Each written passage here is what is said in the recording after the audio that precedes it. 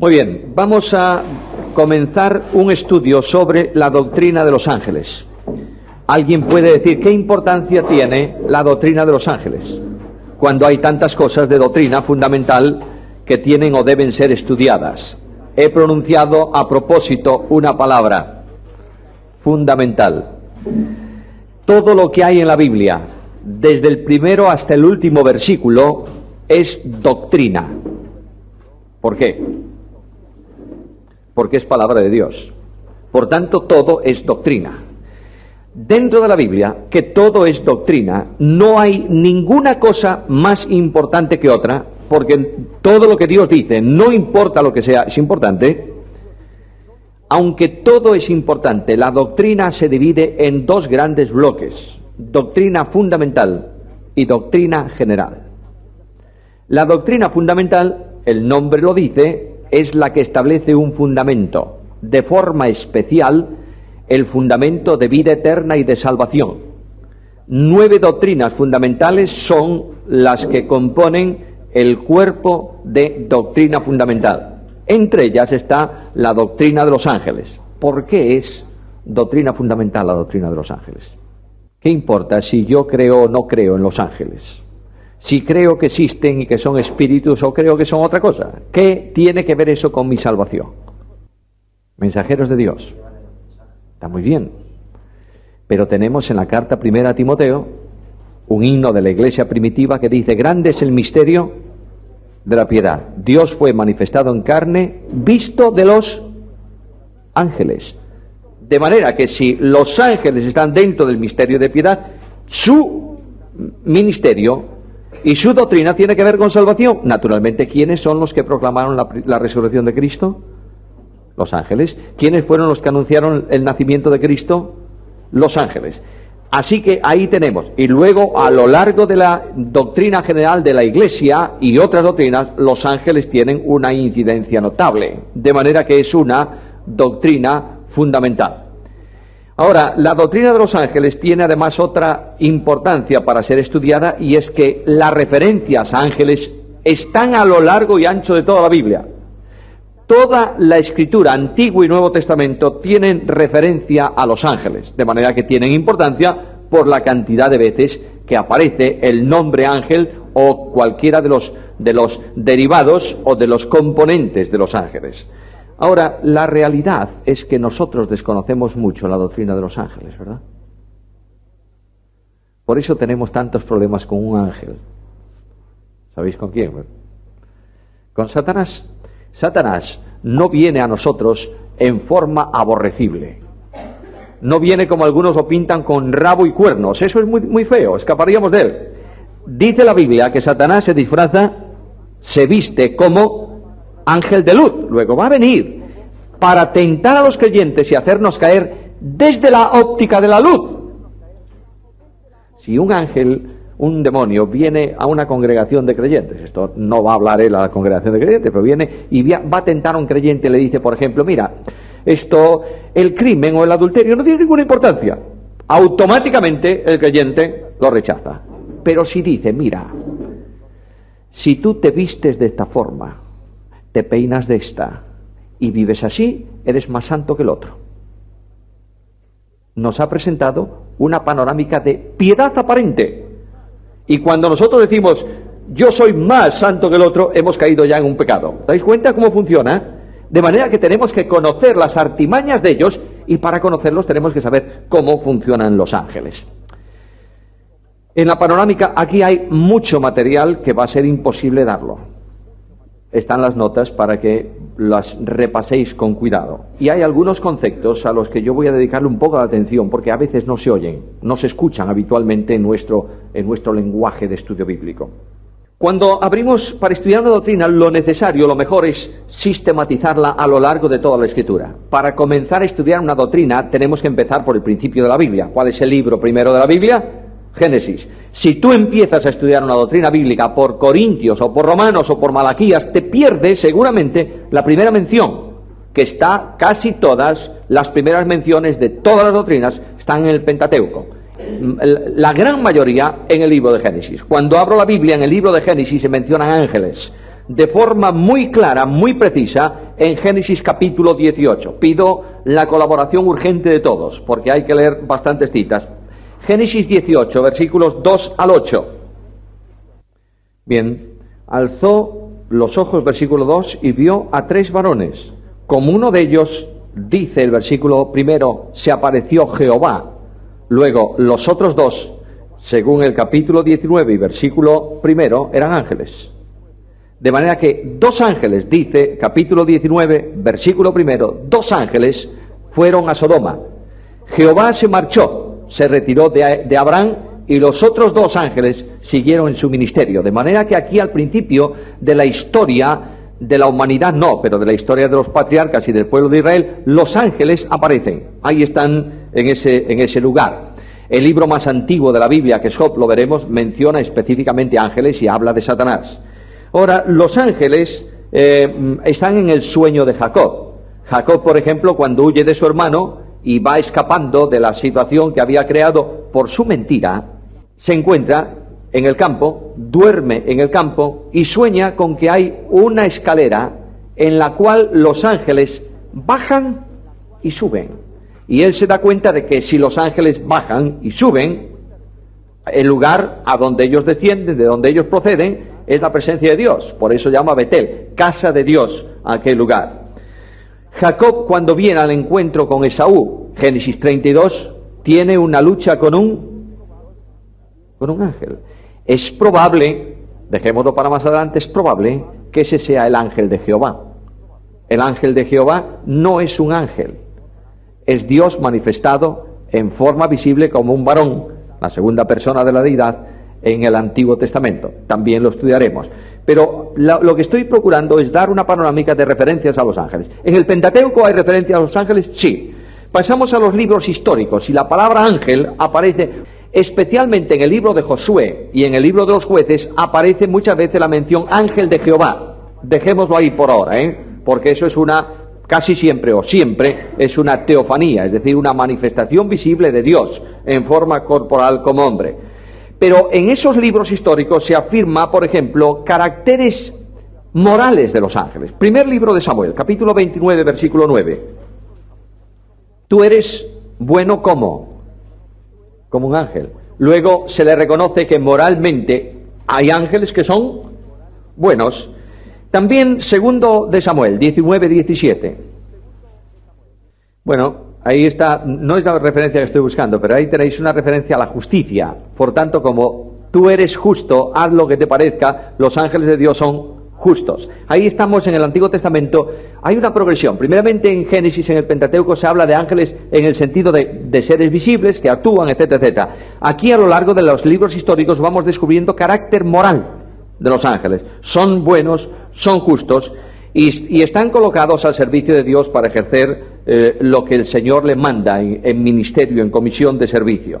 En los libros históricos se mencionan ya órdenes de ángeles. Hasta ahora hemos visto ángel de Dios, la palabra. Pero por ejemplo en primer libro de Samuel, capítulo 4 y versículo 4, ahí ya se menciona un nombre específico, querubines. Veremos que eso es uno de los órdenes de los ángeles.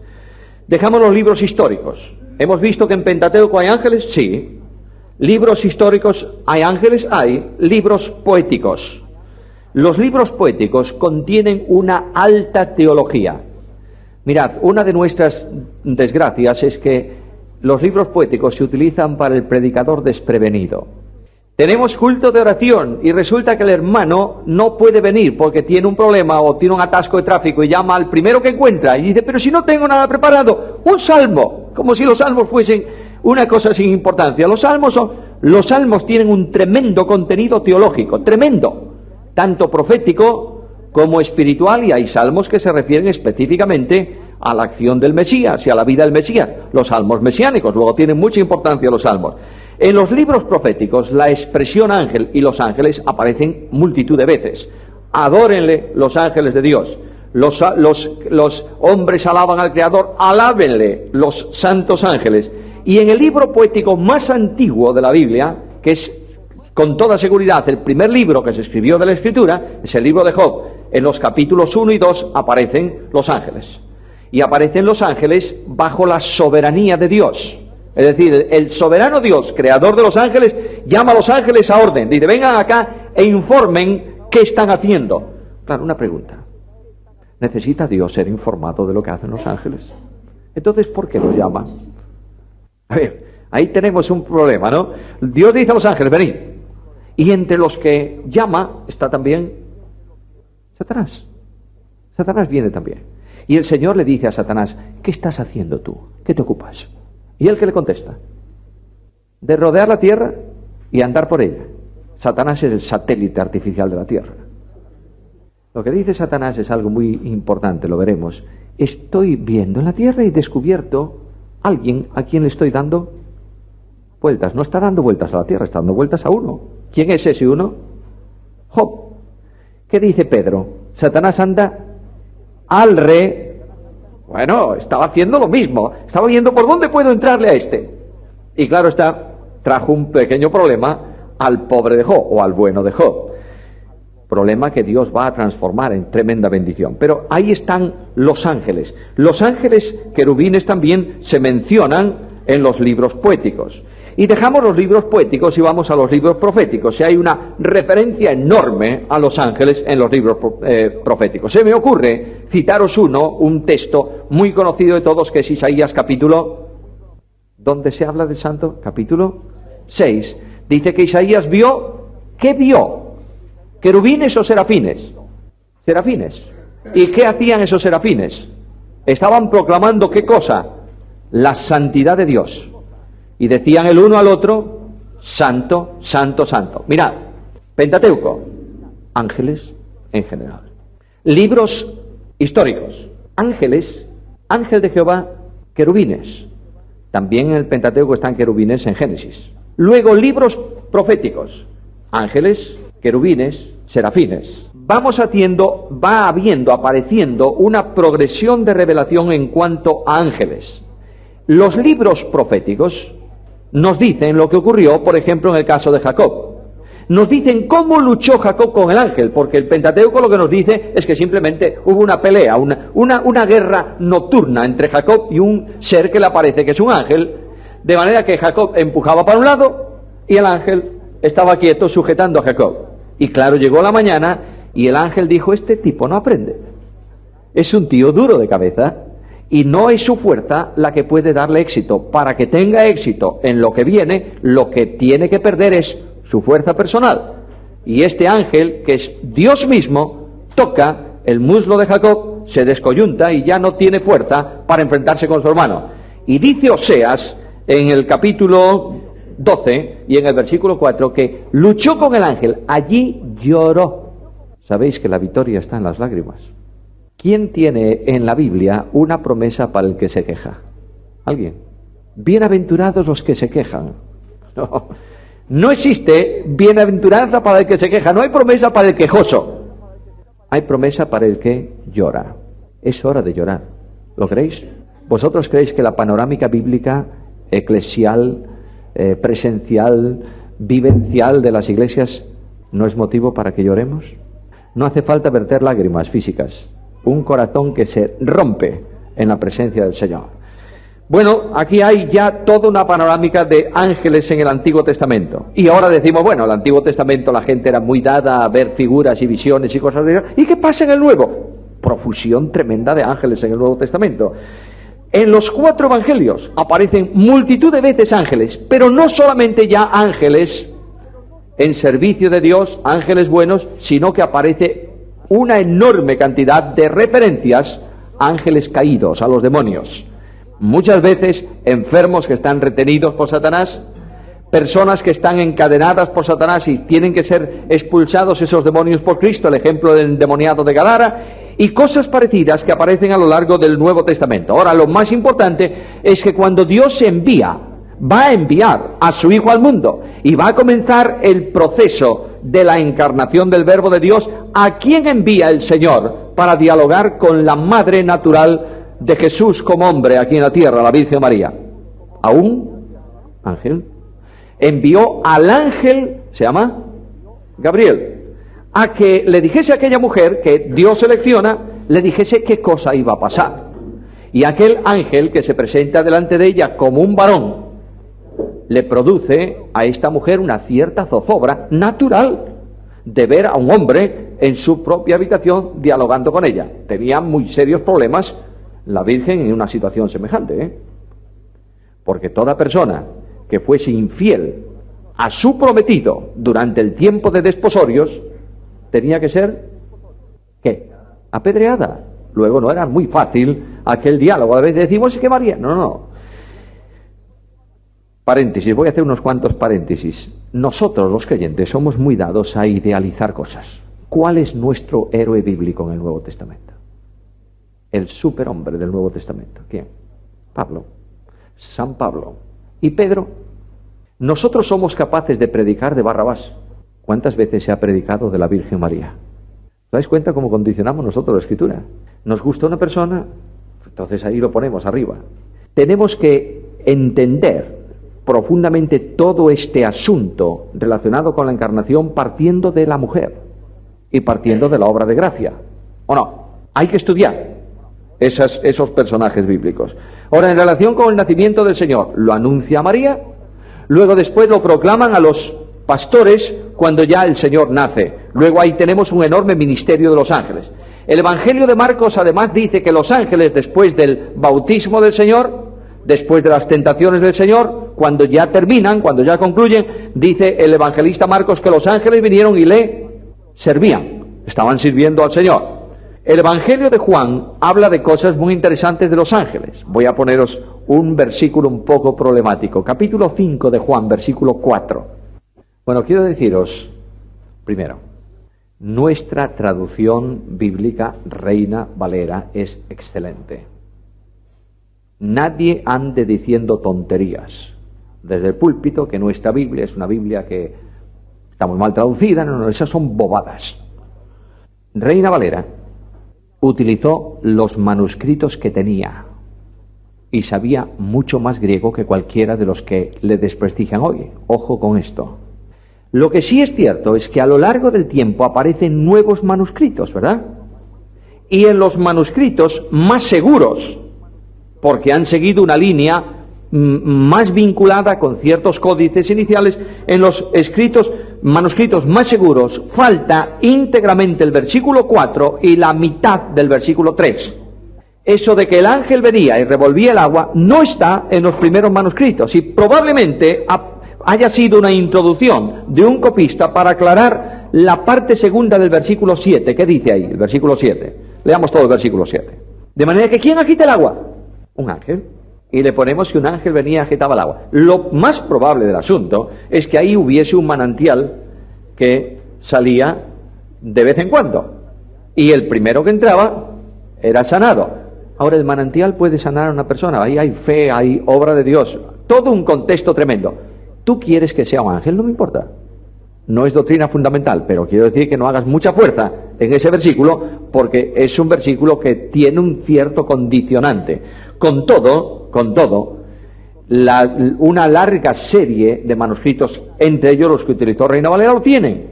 Muy bien. ¿Va alguien al infierno si cree que es un ángel o no? Bueno, dejémoslo entonces ahí. Solamente digo esto para que lo sepáis. Ahora, cuando Cristo habla en su ministerio y enseñanza, habla muchísimo, pero muchísimo acerca de los ángeles. Todo el sermón escatológico de Cristo tiene que ver con ángeles. De manera que mandará a los ángeles, recogerán a los escogidos, vendrá el tiempo de la siega, el fin del mundo. Todo está rodeado de ángeles. Y además se habla de ángeles en un servicio muy específico en relación con la muerte de los fieles. De manera que en Lucas 16, en la parábola del rico y Lázaro, ¿quién llevó a Lázaro al seno de Abraham? ¿Quién fue el transporte de Lázaro? Los ángeles. No tomemos una parábola para crear una doctrina, pero ahí está una enseñanza relativa o relacionada con los ángeles. En Hechos de los Apóstoles hay ángeles, muchísimo. Pedro tiene un poco de hambre un día. Le estaban tardando en hacer la comida a Pedro, y como Pedro no podía aguantar más, tuvo un éxtasis, vio un lienzo que descendía del cielo. ¿Y qué? ¿Hay ángeles en el lienzo o hay animales? Pregunta de reflexión, yo no la voy a contestar. Simplemente no os fiéis exactamente de todo cuanto se os dice, analizadlo. Hay en cambio ángeles hablando con Felipe, hay ángeles abriendo las puertas de la prisión, ¿a quién? A Pedro. Por tanto, en Hechos de los Apóstoles hay una enorme relación de ángeles, detalles de ángeles y trabajo de ángeles. Muy bien, libros históricos del Antiguo, del Nuevo Testamento, profecía del Antiguo, del Nuevo Testamento. ¿Qué pasa con las epístolas? ¿Pablo habla de ángeles en las epístolas? Sí, por supuesto. En todos sus escritos, prácticamente en todos. Por ejemplo, en Romanos habla de ángeles, Romanos 8:38. En ese versículo Pablo habla de dos tipos de ángeles. Habla de ángeles y habla de principados, que tienen que ver con ángeles. Luego viene la correspondencia corintia, las cartas a los corintios, y el testimonio apostólico, dice Pablo, que está siendo contemplado por los ángeles. Primera carta a Corintios, capítulo 4, versículo 9. De manera que los ángeles están viendo a esos pobres apóstoles que están siendo golpeados y que es un espectáculo lo que está pasando con ellos. Los ángeles lo están viendo.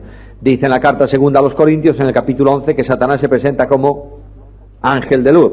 En la carta a los Gálatas se menciona a los ángeles, sí, por ejemplo, en capítulo 1, versículo 8. Venga, demos vuelta rápido a los hojas de la Biblia y leamos. En la carta a los Colosenses, Pablo habla de ángeles, habla en el capítulo 2 sobre los que le están rindiendo culto a los ángeles, 2:18.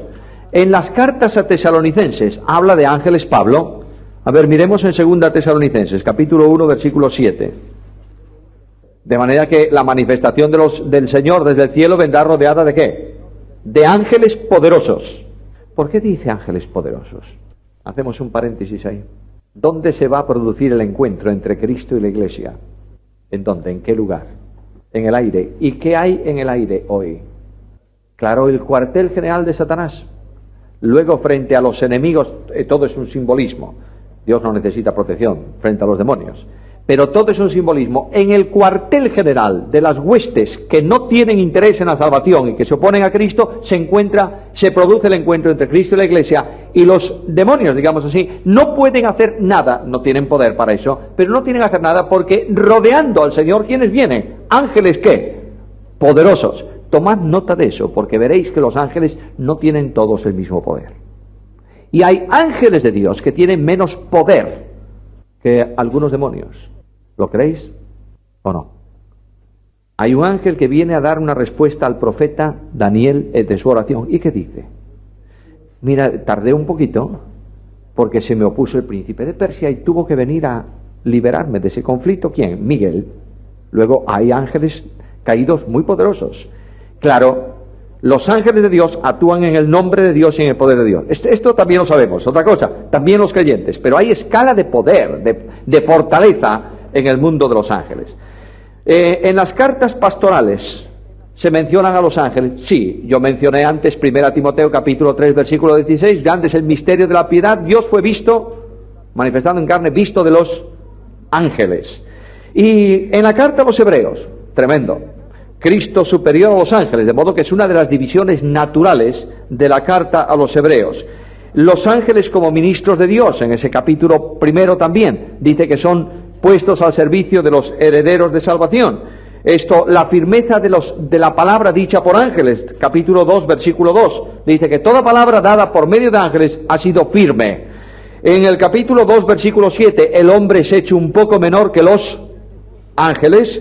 La imposibilidad de salvación para los ángeles caídos, Hebreos 2, 16, porque no socorrió a los ángeles, sino que socorrió a la descendencia de Abraham. Los ángeles al servicio de la ciudad celestial, en el capítulo 12, dice, os habéis reunido, os habéis juntado a una multitud de ángeles, a un gran número de ángeles. Los ángeles van a estar sirviéndonos en la Jerusalén celestial. Otro paréntesis. Hay una idea un tanto extraña, tomada de la teología de Tomás de Aquino. Uno de los problemas de los evangélicos es que somos muy católicos. Y hemos absorbido muchas cosas de la teología sin reflexionar. Los creyentes no están siendo preparados hoy para un gobierno cósmico individual en el futuro, ni para un servicio específico. Los creyentes somos herederos universales de toda la creación de Dios porque estamos unidos a Cristo. Y en el futuro la Iglesia reina con Cristo, juzga con Cristo a los ángeles y al mundo. El ministerio de la esposa no tiene que ver con servicio específico, sino que tiene que ver con compañía, con comunión, con relación. No quiere decir que no estemos sirviendo espiritualmente a Dios, porque somos hombres, ¿está claro? Pero esa idea de que si yo soy bueno y trabajé mucho, me van a dar como parte de mi herencia Marte y la voy a administrar. Me encantaría que me nombraran mucho mejor administrador de Vigo, porque estoy muy cansado de ciertas cosas que veo en la ciudad, a ver si le ponía orden. Quiero deciros, queridos hermanos, que la teología que no se reflexiona produce ciertos problemas. Por eso hay un versículo en Romanos 12 que nos exhorta a reformarnos cuántas veces, a renovarnos cuántas veces, siempre. El creyente tiene que estar en continua renovación, siempre, entre otras cosas, reflexionando sobre asuntos bíblicos. Mirad, cuando se produce una reforma radical de alguna cosa, los que reforman estudian ese problema. Pongo un ejemplo. En la reforma, valga la palabra, con R mayúscula, de Lutero y Calvino y todos estos, ¿qué era el problema? ¿Cuál era el problema en la reforma? La justificación por la fe, ¿sí o no? ¿Qué fue lo que se estudió en la reforma? Justificación por la fe. ¿Y escatología? No. ¿Había algún problema? ¿Había urgencia en estudiar escatología? No. De manera que tan amilenarista fue Calvino como era la Iglesia Católica en general desde prácticamente Agustín de Hipona para acá. No lo estudiaron. ¿Por qué? Porque ¿qué era lo urgente? Eso. Pasan muchos años y viene el movimiento de los hermanos. ¿Qué estudian? ¿Qué dos cosas estudió el movimiento de los hermanos especialmente? Gobierno de iglesia y profecía bíblica, escatología. ¿Cuándo se produjo eso? ¿Hace cuántos años? Prácticamente 200 años, ¿verdad? ¿Hay cosas que hay que estudiar de nuevo o no? ¿Que no se estudiaron por qué? Porque no eran urgentes. La urgencia era esa. Ya, vamos a atender lo urgente. Pero hoy tenemos un entorno social y una necesidad tremenda de volver a la Biblia para estudiar temas que no estudiaron ellos, que lo dieron por hechos. Porque como no había tiempo, la línea que seguía, la tradición eclesial se mantiene. Es necesario que hoy en día las asambleas de hermanos se sienten para reflexionar sobre algunos temas que se dan por hechos, pero que no tienen la base bíblica, el contenido bíblico necesario para el día de hoy. ¿Comprendéis lo que estoy diciendo? De manera que tenemos que ir a la Escritura para estudiar todos estos asuntos. En las epístolas de Pedro, volvemos a nuestros ángeles, dejémoslo ahí. Las epístolas de Pedro, los ángeles son seres inteligentes, capítulo 1, versículo 12, sujetos a Cristo, capítulo 3, versículo 32. Hay ángeles que van a ser condenados porque están caídos y abandonaron su dignidad personal, segunda carta, capítulo 2, versículo 4. Hay ángeles que no se atrevieron a pronunciar maldición. A ver, busquemos ese versículo. Segunda carta de Pedro, capítulo 2 y versículo 11. ¿Qué dice? Bueno, de modo que delante del Señor, juicio de maldición no quiere decir simplemente maldito eres. Significa decir algo en contra de la persona que tienes delante. Eso es maledicencia. ¿Qué es maldecir? Decir mal. Mientras que los ángeles no se atreven a decir nada malo referente a un demonio, nosotros decimos cosas muy malas de nuestros hermanos. ¿Sí o no? Uno de los tremendos deportes de nuestras iglesias es la maledicencia. Mira, vosotros que sois jóvenes, observad esto. Cuando se conversa con una persona, tú llegas a una casa de un hermano a quien no conoces, probablemente antes de 2 horas de conversación te esté contando algún problema de alguien. ¿Sí o no? Santiago dice, hermanos, no murmuréis los unos de los otros. Y vamos a ver a los ángeles y decimos, hombre, ¿qué lección tengo que aprender yo aquí? Resulta que ellos, que son perfectos en santidad, no se atreven a... Los ángeles. La epístola de Judas, la situación de los ángeles que no guardaron su dignidad, eso va a venirnos muy bien cuando veamos los capítulos 6 en adelante del libro de Génesis. Ahora, en Apocalipsis hay referencia a los ángeles, Bueno, es el gran libro de ángeles. De manera que desde los ángeles en la iglesia, que eso también tiene su problemática, hay que tener muchas reservas interpretativas del pasaje, hasta los grandes ángeles actuando en los juicios de Dios, los demonios encadenados en el Éufrates, que como tienen un espíritu... No, y ahí me sorprende 14:6 de Apocalipsis, que se le encomiende a un ángel una proclamación de evangelio y además sea un evangelio eterno. ¿Desde cuándo es eterno el evangelio? ¿Por qué? ¿Qué es una cosa eterna? Una cosa atemporal, no tiene tiempo. ¿Cuándo? El evangelio se empezó a predicar, ¿cuándo? La Biblia recoge el primer sermón evangelístico en Génesis capítulo 3, ¿no es esto? Tu simiente herirá, tal yo enviaré. Ahí tenemos un mensaje de evangelio, primero. ¿Y el último? ¿Por qué le llama eterno? ¿De dónde sale, de quién sale el evangelio? ¿De Dios? ¿Dios es eterno? Sí. Su mensaje, su planificación de salvación se produjo en la eternidad. Ahora dejadme daros una idea de este asunto. Una cosa eterna es una cosa que no tiene principio ni fin, ¿verdad? ¿Qué significa eso? Que no tiene tiempo. Esto es la cuestión. Eterno es sin tiempo.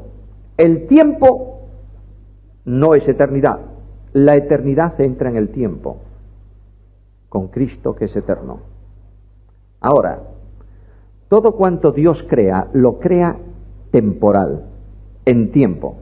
Tiene un origen, tiene un fin o una vida perpetua.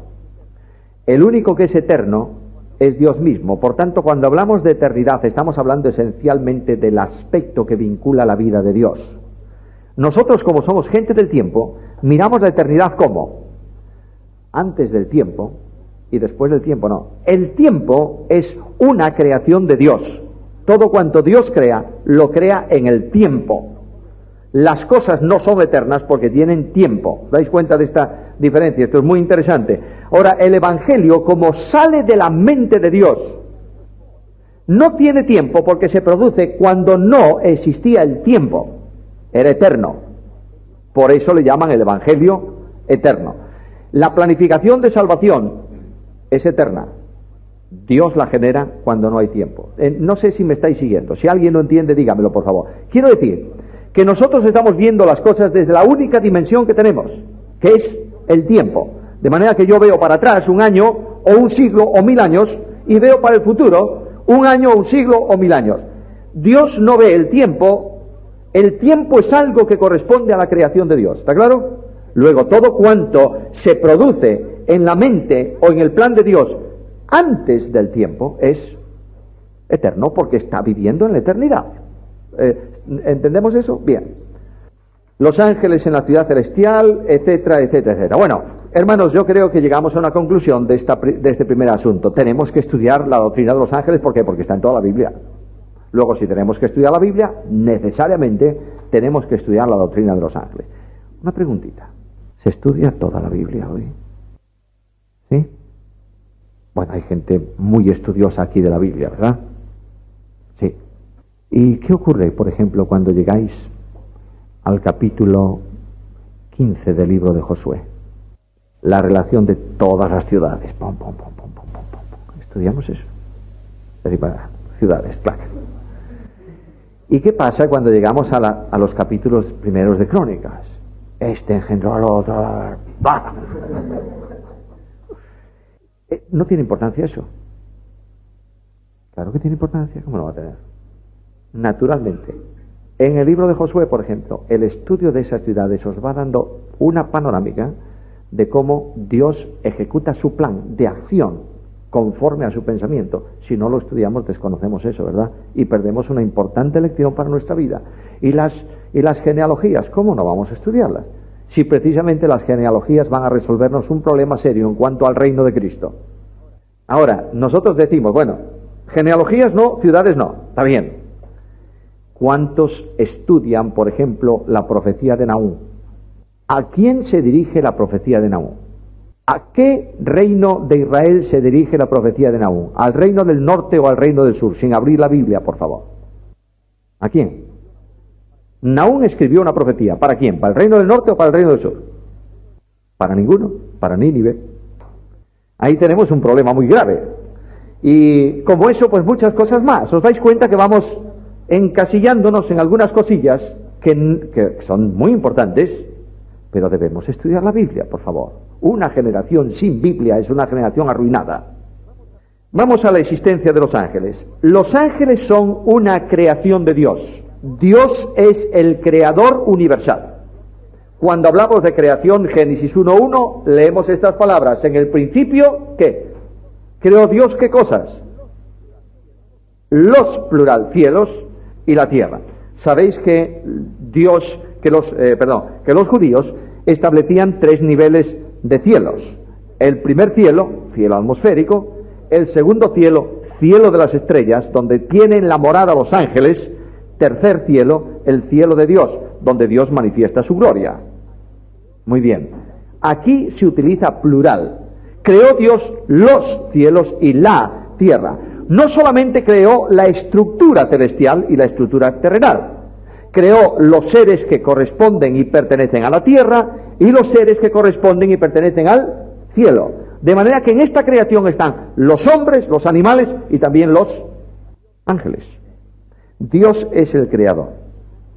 Dios hizo un acto de creación orientado hacia Él mismo en la persona de su Hijo. A ver, por favor, Hebreos capítulo 1, versículo 2.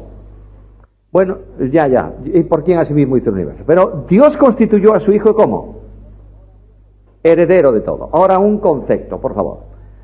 Para que yo herede algo de mi padre, ¿qué tiene que ocurrir? Que fallezca el padre. ¿Cómo podemos entender que Dios constituye a Cristo heredero? ¿En qué sentido? Cede toda la creación a Cristo, pero eso sería, yo le llamaría más bien, en ese caso, beneficiario. Pero heredero, ¿por qué heredero? El heredero es dueño de la herencia cuando legítimamente la posee, ¿verdad? Muere el padre, hace la escritura, es mía. Ahora Dios proclamó a su Hijo dueño universal de todo. En el Salmo 2 dice, pídeme, ¿y qué? Te daré. Aquí tenemos la herencia de Dios para Cristo, en Cristo, no como parte de algo que se adquiere por la muerte del dueño, sino por comunicación absoluta del dueño en esas posesiones, digamos así.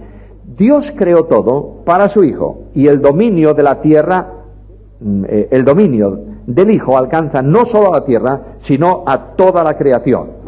Ahora, dice a continuación el texto que tú nos leías, ¿por quién asimismo hizo qué?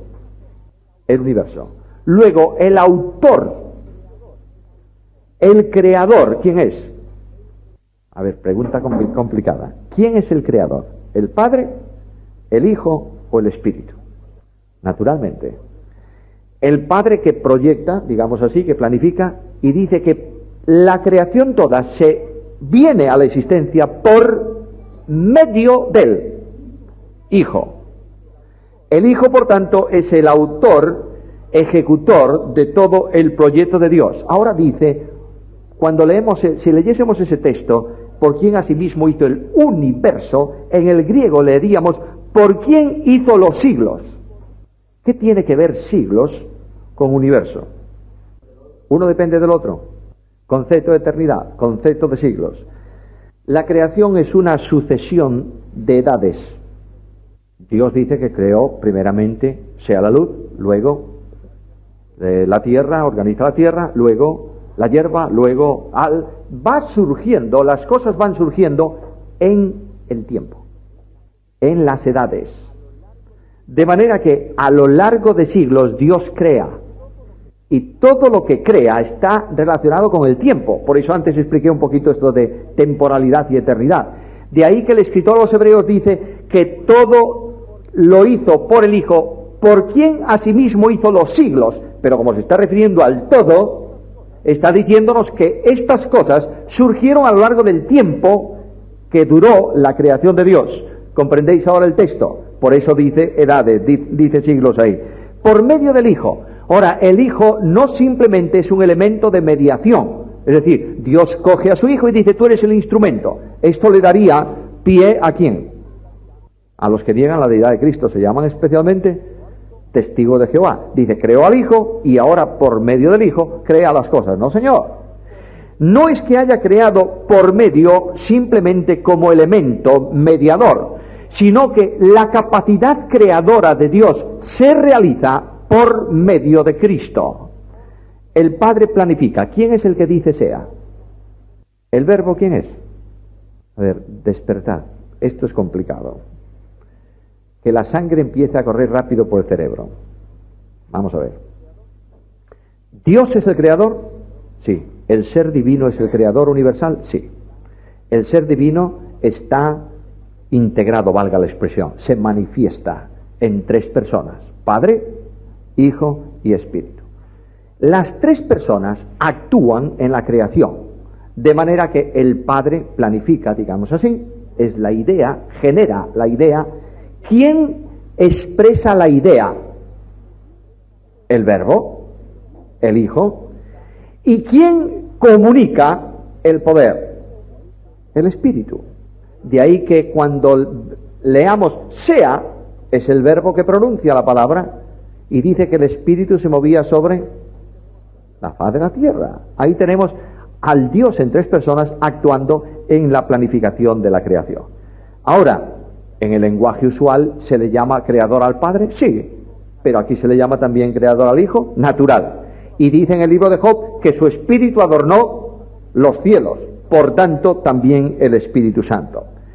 Queridos hermanos, aquí tenemos un ejemplo importante para nosotros. Dios es un ser que existe eternamente en tres personas. No hay confusión de personas, no hay mezcla de personas. En el ser divino, las personas son individuales, nunca autónomas, nunca independientes. ¿Me seguís? Algunos no. Vamos a ver. Asambleas de hermanos. A lo largo de mucho tiempo se ha dicho que la iglesia local es independiente. ¿Es verdad eso? A la luz de la Biblia, ¿es verdad?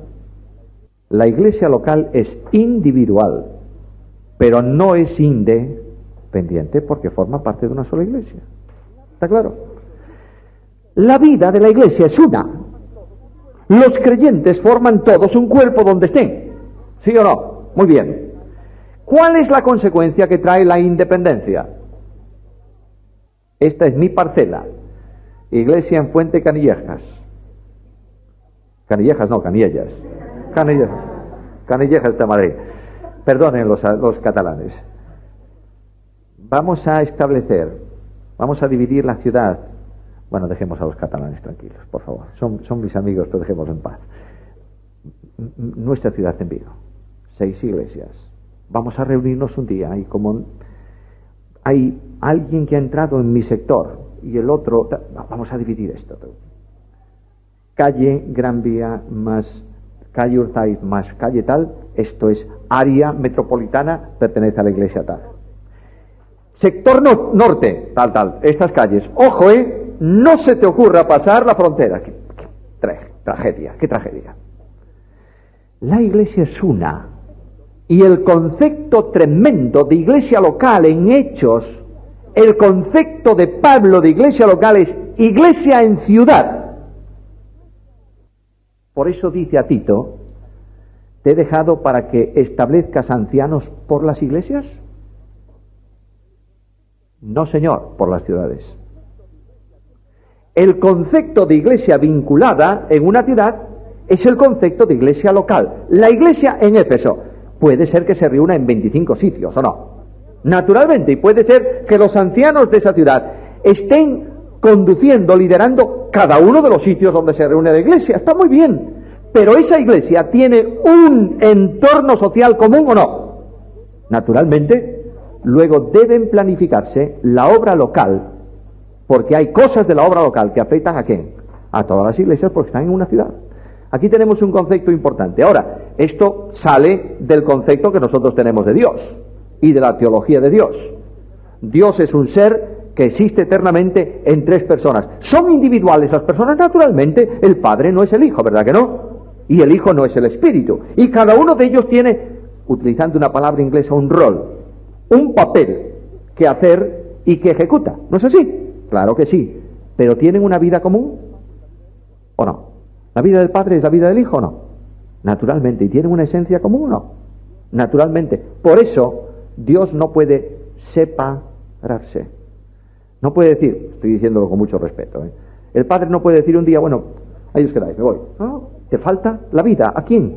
¿Cómo puedes vivir si la vida es común y la naturaleza es común y la esencia es común? ¿Os dais cuenta de esto? De ahí la Iglesia también, por favor. La Iglesia también. Tenemos una vida común, una condición de vida igual, una doctrina exactamente igual y unas bases unitarias comunes. La tremenda tragedia nuestra es cuando decimos tú ahí y yo aquí. Ese es su problema. ¿Está claro? Bueno, ¿Dios creó los ángeles? Sí, los ángeles son una creación de Dios. Y el pasaje clave es Colosenses 1, 16, 17. Vamos allá, venga. Porque en Él fueron creadas, ¿qué? Todas las cosas.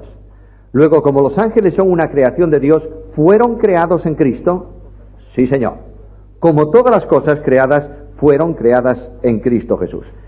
Luego, la creación no surgió solo por medio de Él, sino que la creación se origina en Él. ¿Notáis la diferencia o no? El primer versículo que veíamos de la carta a los Hebreos dice que por medio de Él hizo el universo. Aquí dice algo más.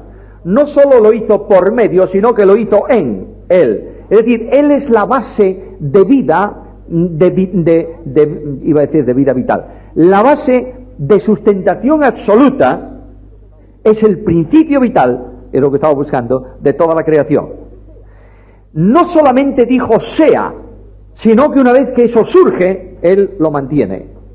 Y dice el escritor a los Hebreos que todo el cosmos obedece a la ley de su palabra. Él sustenta todas las cosas con el poder de su palabra. Frente a un mundo que está buscando una solución al problema del universo, y como no le vale para nada ya, esto ya lo sabéis todos, no le vale para nada a los científicos modernos la evolución, han creado la teoría de la explosión, y ya no le está valiendo la explosión. Entonces tienen que crear la teoría de la mutación, y ya no le va a valer, y seguimos por ahí adelante. Dios crea por Cristo y crea en Cristo.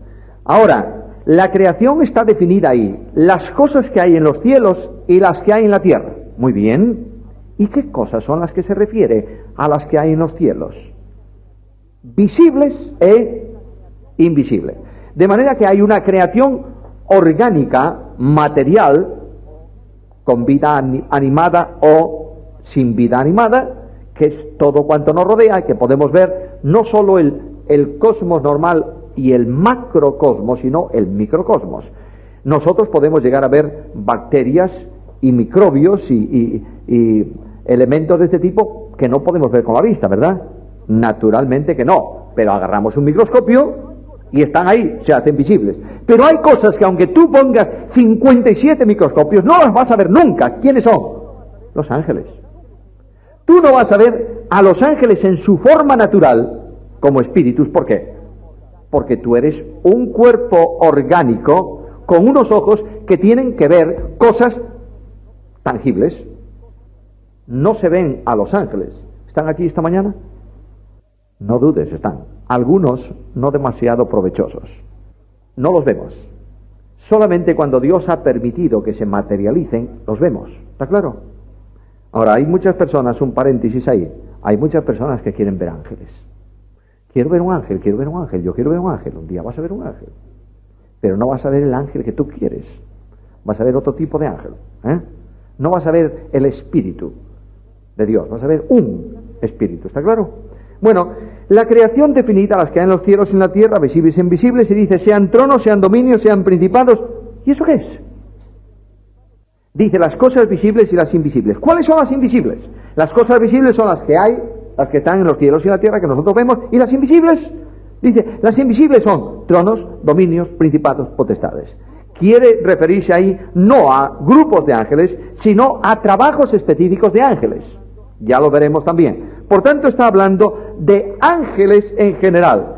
Y dice algo más, que todo fue creado por medio de Él, en Él y para Él. Luego, el final, el proyecto final de la creación de Dios tiene que ver con el Creador. Las cosas fueron creadas, quedaron creadas y tienen un destino final.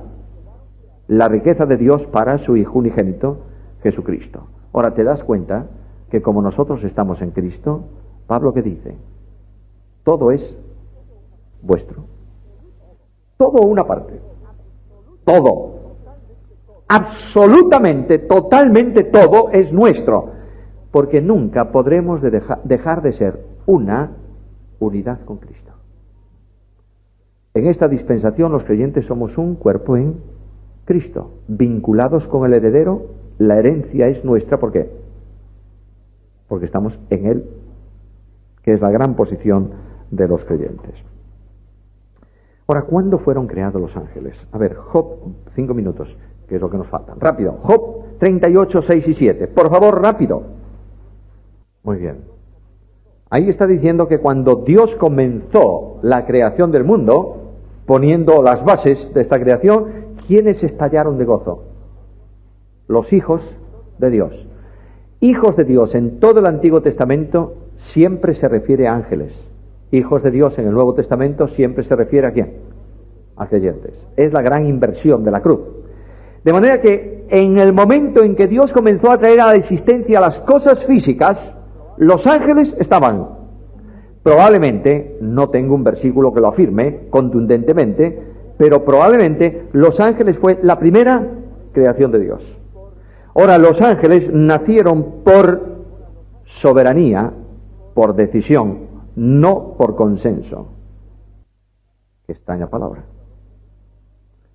Cuando Dios creó al hombre, ¿lo hizo por consenso o no? ¿Cómo dice Génesis? Hagamos. ¿Por qué? A ver, hermanos queridos, y no vamos a hacer tantas derivaciones si no terminamos con los ángeles. Bueno, no vamos a acabar con ellos, vamos a repasar la doctrina. Hermanos, ¿por qué motivo Dios dice hagamos al y para los otros dice sea? La imagen y semejanza de Dios no corresponde solamente al Padre o al Hijo o al Espíritu. Es la imagen de Dios, ¿no es esto? Por tanto, las tres personas divinas comunican parte de los atributos comunicables de Dios al hombre. Bueno, el año que viene vamos a estudiar doctrina de Dios, porque os veo como náufragos perdidos en una balsa, parecéis marroquíes cruzando el estrecho. Dios tiene perfecciones que se llaman atributos, está claro, ¿verdad? Esos atributos se dividen de muchísimas formas. Los teólogos hacen unas divisiones dificilísimas. Con que nos acordemos de dos llegan: comunicables, incomunicables. Los atributos incomunicables tienen que ver con la esencia y los atributos comunicables tienen que ver con la naturaleza. Luego Dios va a comunicar al hombre una imagen suya y una semejanza suya. Quiere decir que le va a dar la capacidad de ser moral y le va a dar la capacidad de gobernar. Por tanto, le va a comunicar en su soplo de vida perfecciones que están infinitamente en Dios y que están limitadas en el hombre. Por ejemplo, Dios le va a dar al hombre la capacidad de decisión. Sí, eso tiene que ver con su naturaleza, claro. ¿Le va a dar la capacidad de amar? Sí, tiene que ver con su naturaleza. Tiene. Por eso dice el libro de Génesis, hagamos, porque va a llevar nuestra imagen y ser hecho conforme a nuestra semejanza. Ahora, hay muchas cuestiones en cuanto a creación, pero las podéis leer por ahí, si queréis, las notas en la página 30, que son bastante engorrosas. Vamos a ir al modo de la creación de los ángeles. Salmo 148, versículo 2. Alabad de vosotros todos sus ángeles, propiedad absoluta de parte de Dios. Y Dios creó a sus ángeles por decreto, es decir, son mis ángeles, aquí está. Y surge, a diferencia del hombre, la creación angélica surge toda, junta. El hombre crea primeramente al varón, después a la mujer, luego multiplicaros. Dios creó los ángeles en una estructura absolutamente diferente. Y el lenguaje que utiliza la Biblia para eso es también un lenguaje distinto. Ahora, cuando los ángeles son creados perfectos o imperfectos. A ver, un texto que lo diga. Porque tenemos unos cuantos muy imperfectos, que se produce por caída. Está bien, pero cuando creó, ¿todos perfectos? ¿Bien perfectos? ¿Grandemente perfectos o no? Siempre no dudéis eso. Dice el libro de Génesis que Dios, digamos así, se asomó a ver la creación. A ver, ¿cómo ha quedado esto? Y dice que era bueno, ¿cómo? En gran manera. Luego ahí tenemos los ángeles, creados en santidad. Los ángeles, dice Judas, fueron creados santos y a los ángeles que no han caído le llaman los ángeles santos de Dios, muchas veces a lo largo de la Biblia. Estos ángeles santos de Dios son tan perfectamente santos que pueden en ministerio acceder a la misma presencia de Dios en razón de su santidad. Dios se relaciona, sin menoscabo de sus perfecciones, con los santos, los que son santos, es decir, absolutamente apartados del mal. Muy bien, en el Salmo 24 nos dice que el único que puede morar en el monte de Dios es el limpio de manos y puro de corazón. Ahora, los ángeles vienen a la presencia de Dios, algunos, los caídos no. Y cuando Satanás cayó, fue desposeído inmediatamente de su ministerio celestial, porque había dejado de ser santo. Había caído. Ahora, la condición original de los ángeles vamos a dejarla ahí para la próxima hora.